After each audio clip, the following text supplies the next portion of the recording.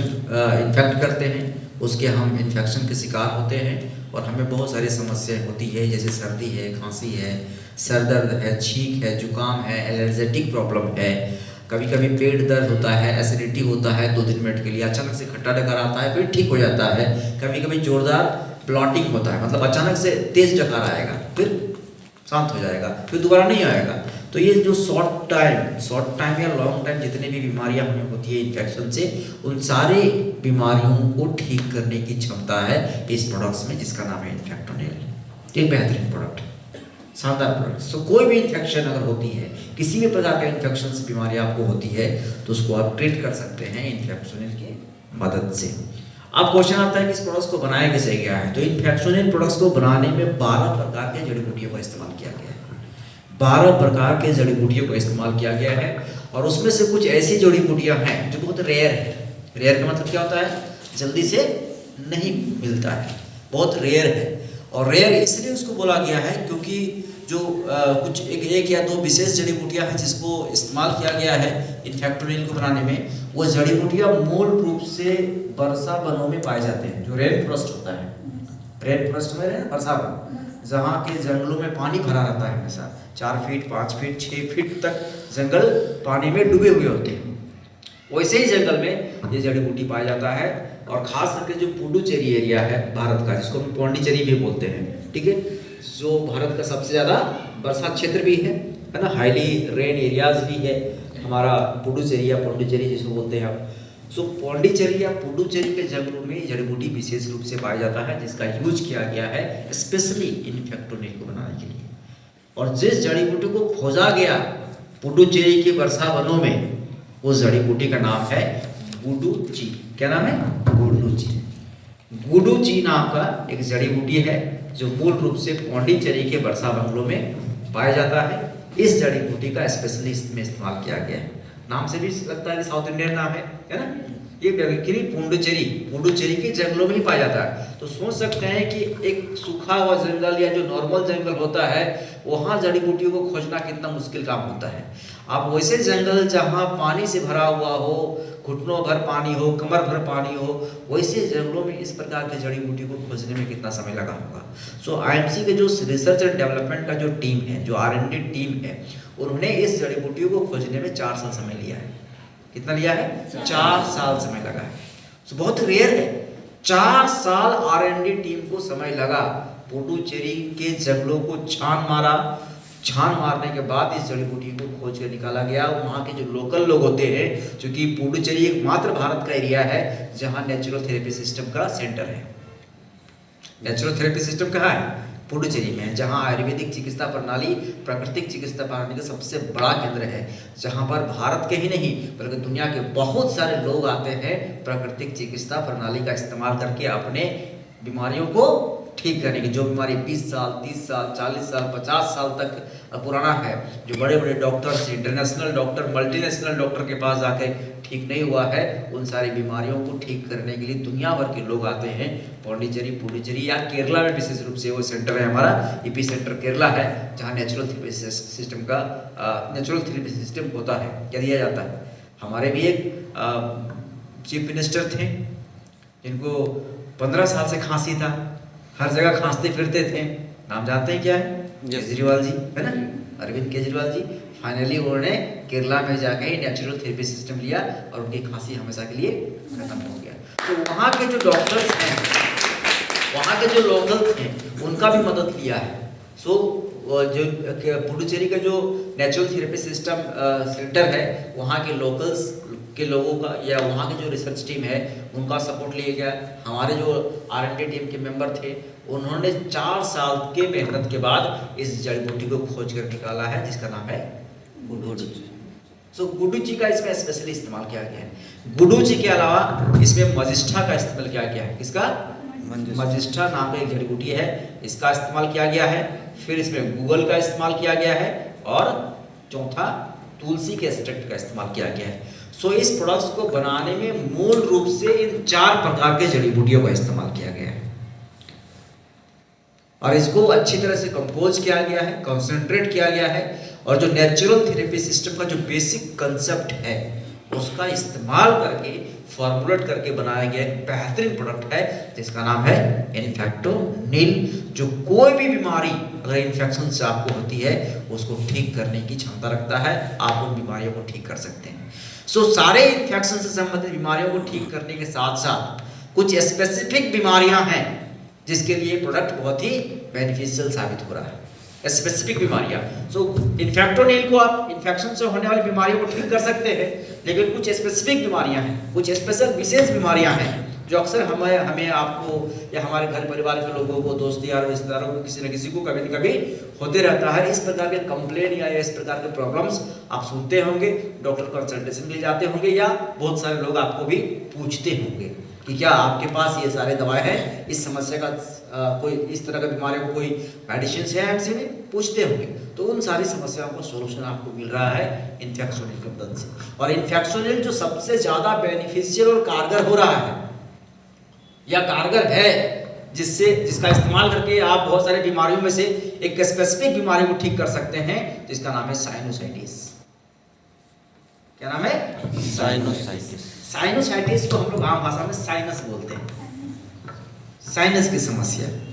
तो अगर किसी को भी साइनस की समस्या है, और साइनस मतलब नाक से संबंधित समस्या, सांस लेने में तकलीफ हो रहा है, बार बार सर्दी होता है, हमेशा नाक जाम रहता है ना, नाक बहते रहता है, एलर्जेटिक समस्या होता है, नाक में खुजली का होना बार बार, है ना, खूब छींक आना, ये सारे सिम्टम्स है साइनोसाइटिस का। तो किसी को भी इस प्रकार की समस्या है तो आप इन्फेक्टोनिल की मदद से ठीक कर सकते हैं। इन्फेक्टोनिल हर प्रकार के साइनोसाइटिस या इससे संबंधित, इससे रिलेवेंट, इससे रिलेटेड जो समस्या है उसको ठीक करने में बहुत ज़्यादा हेल्पफुल प्रोडक्ट है इन्फेक्टोनिल। दूसरा बीमारी जो इन्फेक्टोनिल बहुत ही कारगर साबित होगा या बहुत ही बेनिफिशियल है ठीक करने में, उस बीमारी को बोलते हैं हम लोग हैं ओटोरोया। क्या बोलते हैं? ओटोरोया। अब ओटोरोया का मतलब क्या होता है? नया नाम है ना। ओटोरोया का मतलब कान का बहना, कान में इन्फेक्शन जो होता है, कान का बहना, कान में खुजली होना, है ना, कान से पानी निकलना, कान का दर्द होना, और कान में कभी सनसनाहट से आवाज आती है, बोलते हैं ना, या कान में थोड़ा थोड़ा भारीपन होता है, जिसके कारण से कान आपका ऐसा हमेशा ऐसा करके रखना पड़ता है, भारी हो जाता है, हेवीनेस, है ना, होता है कान में। तो इन सारी समस्याओं को ठीक करता है। और किसी भी व्यक्ति को कान की समस्या है, कान में बह रहा है, कान पक गया है, कान से पस निकलता है, कान से पानी निकल रहा है, कान में बार बार खुजली होती है, कान में हमेशा फंगल इन्फेक्शन हो जाती है, तो ओटोरोया इन बीमारियों को कहा जाता है। उसके लिए इन्फेक्टोनिल बहुत ही बेहतरीन प्रोडक्ट है, बहुत ही बेहतरीन प्रोडक्ट है। कान के संबंधित कोई समस्या हो आप इसको दे सकते हैं, ठीक हो जाएगा। ठीक है। तीसरा बीमारी जो इन्फेक्टोनिल बहुत ही बेनिफिशियल है, उस बीमारी का नाम है फ्रुंकुलोसिस। क्या नाम है? फ्रुंकुलोसिस। अब फ्रुंकुलोसिस का मतलब क्या होता है ये भी समझना बहुत जरूरी है। फ्रुंकुलोसिस का मतलब होता है फोड़ा, फुंसी और बलतोड़। फोड़ा, फुंसी, बलतोड़ और चर्मरोग अलग है, तो चर्मरोग नहीं बोल सकते हैं उसको। चर्मरोग की परिभाषा बहुत बड़ा है, ठीक है ना। चर्मरोग में दांत खाज, खुजली हो सकता है, एक्जिमा भी हो सकता है, स्किन सोराइसिस भी हो सकता है ना, ड्राइनेस भी हो सकती है, तो ये चर्मरोग है।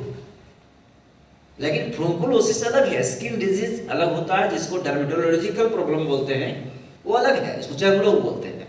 और फ्रुंकुलोसिस का मतलब होता है फोड़ा, फुंसी और बलतोड़, जिसको बलतोड़ होता है, है ना, फोड़ा फुंसी होता है, या अंडर स्किन वुंड होता है। अंडर स्किन का मतलब क्या होता है? अंडर स्किन मतलब होता है, आपने देखा होगा बहुत सारे लोगों को, यहाँ हुआ भी होगा मे बी, कि ऊपर से नॉर्मल दिखता है लेकिन अंदर से घाव रहता है, और धीरे धीरे टाइट होता है, फिर फैलते जाता है, लाल होते जाता है, ठीक है ना। लेकिन ऊपर से उसका मुंह नजर नहीं आता है, खूब तकलीफ होता है, दर्द होता है, अंदर अंदर पस बनते जाता है, जो सेल है अंदर सड़ने लगता है। फिर डॉक्टर के पास आते हैं, डॉक्टर ऑपरेशन करके पस बाहर निकालता है और खूब पस निकलता है।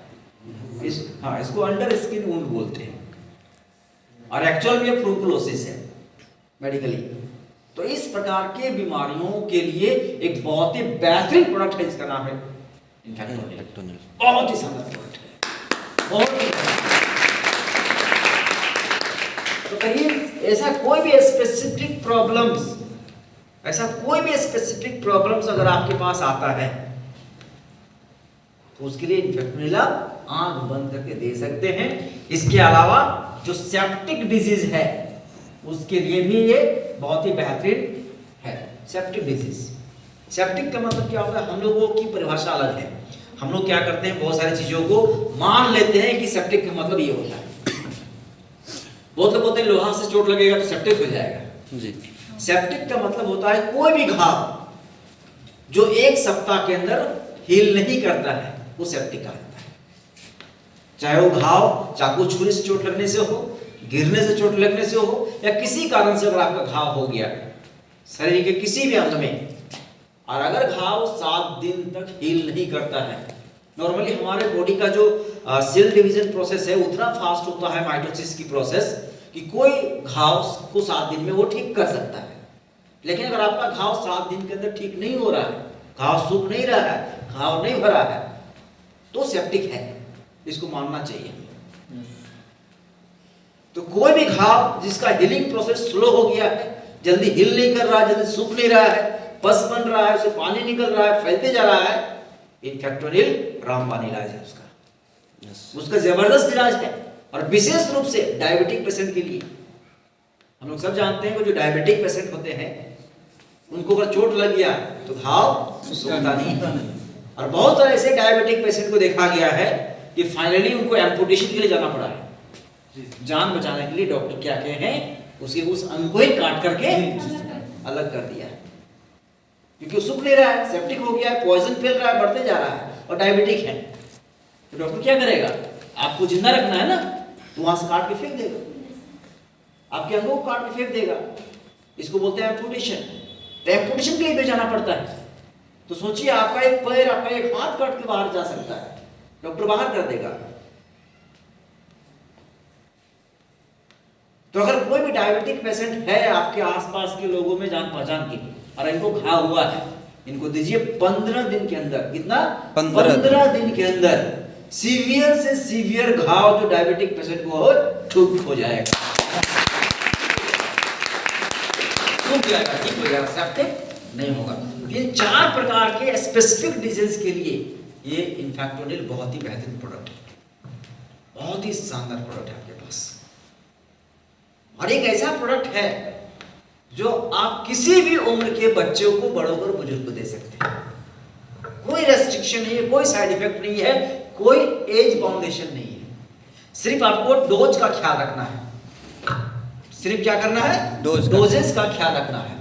अगर आपके घर में कोई बच्चा है जिसका उम्र 6 महीना से लेके 3 साल के अंदर है, कितना 6 महीना से लेके 3 साल के अंदर है, तो इसको आधा चम्मच दिन में 3 बार देना है।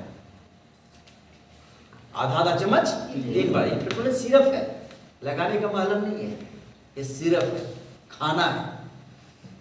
आधा चम्मच 3 बार। अगर 3 साल से लेके 5 साल का बच्चा है तो उसको 1-1 चम्मच करके 3 बार देना है, और 5 साल से ऊपर कोई भी उम्र का हो उसको कितना देना है, 2-2 चम्मच 3 बार देना है।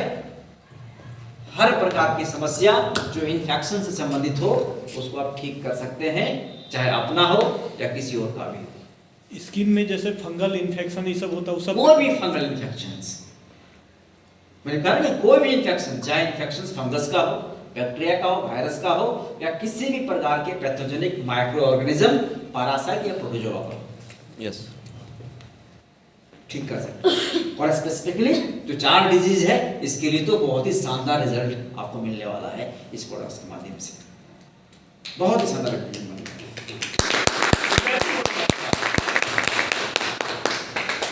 तो अभी तक हमारे पास कान के लिए स्पेसिफिक कोई दवा नहीं था, यस, हम लोग तुलसी का इस्तेमाल करते थे। राइट नाउ यू हैव इन्फेक्टोनिल। आपके पास साइनस का कोई दवा नहीं था, उसके लिए भी हम लोग तुलसी का ही इस्तेमाल करते थे, नाक में डाल करके। आपके पास इन्फेक्टोनिल है।